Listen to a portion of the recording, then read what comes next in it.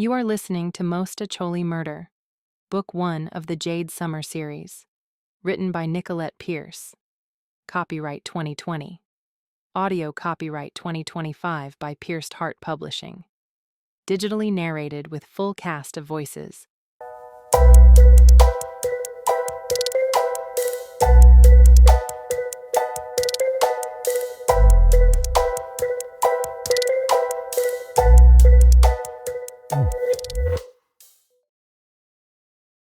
Chapter 32. The next morning, I peeked into Logan's hospital room and saw he was dressed and sitting on the bed, looking as if he was waiting to get sprung. Nerves had my stomach in a knot, and I wanted to bolt. But I also knew I had to tell him about my run-in with Mindy. I had to make things right. I knocked on the open door, gaining his attention. He glanced at me and smiled. Hi, Jade. "Hi," I said, stepping into the room. "Just stopped by to see how you are," Alive. he said, scooting over to make a spot on the bed. I sat next to him. I hear that's thanks to you. It was a group effort. I heard about the effort from Ross. He said you reined in Nana as best as you could. Nana is a force of her own. She was instrumental. You shouldn't have put yourself in danger, but thank you. I gave a nod. I wasn't here for his thanks. I was here for a completely selfish reason. "How did Sommer get the jump on you?" I asked. He shook his head. It happened so fast. I remember following her home, and I questioned her on why she was at the funeral. At that point, did you think she had killed Wayne? He nodded. I was pretty sure, but I needed to be certain. She had given me the slip at the funeral. I tracked her back to her place, but not before she mugged Ross. He shook his head. She confessed everything to me. Next thing I knew, she jammed a needle in me. She needed money for tranquilizers, I said, remembering my conversation with Sparrow. But if she needed them to replace her antipsychotics, why would she give one to you? Sommer was scared. Turns out she had already tried to steal tranquilizers, but she wasn't successful. A dealer chased her down and took what she had stolen. I had seen someone attack Sommer. I wonder if it was the same incident. Possibly. He studied me as I puzzled over the events that led to this. What are you thinking? She killed Wayne and then ordered a pizza from us. Why would she do that? Probably to pretend innocence. She fooled me. She fooled me too. Are you okay now? Mostly.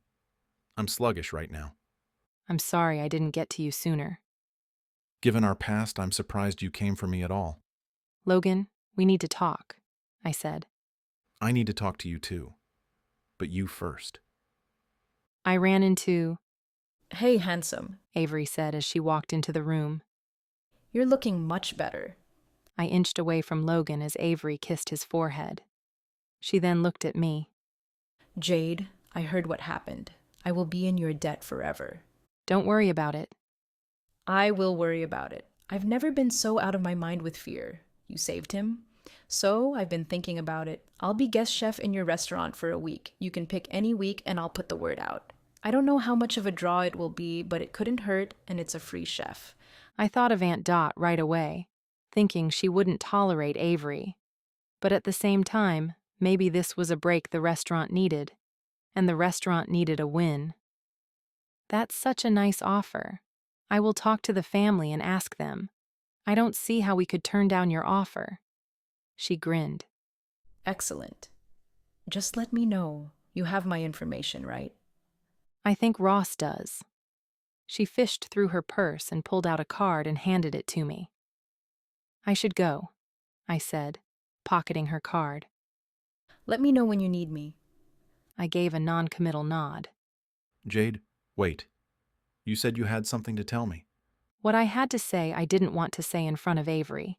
With her now here, my opportunity was blocked. If only I had blurted the news as soon as I walked in, I wouldn't be stuck in this awkward position. "Look who survived!" Nana said as she walked into the room with a ridiculous amount of get-well balloons. She filled the space, crowding Avery to the side. Oh, look at what I've done. I'm getting all tangled up. Nana to the rescue. With Avery and Nana distracted for a moment, I leaned over and whispered to Logan. I saw Mindy. She confessed she didn't sleep with you. It was all a lie. You never cheated on me. I grinned at his dumbfounded expression. In the past, I had run away from Logan, but it was time to stop running. It was time to be strong and fight for what I wanted. This time I was staying in Chicago. For family. For Logan. For me. This has been Mostaccioli Murder, written by Nicolette Pierce. Digitally narrated with full cast of voices. Copyright 2020 by Nicolette Pierce. Production copyright 2025 by Pierced Heart Publishing.